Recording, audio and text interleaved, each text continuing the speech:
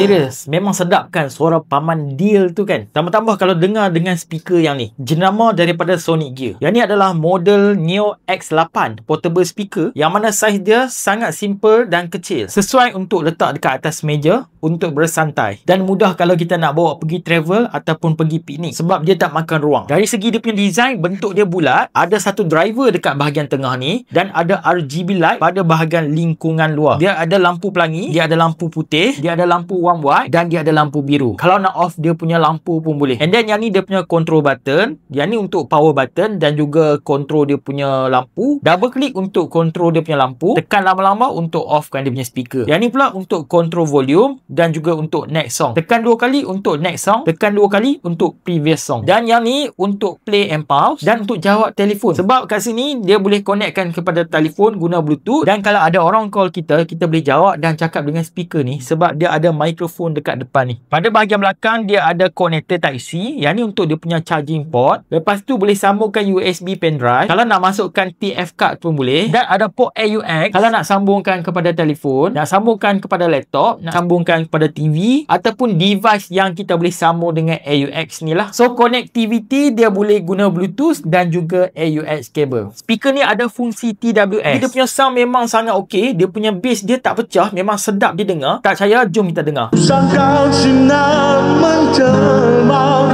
rupanya hijab mula terbuka.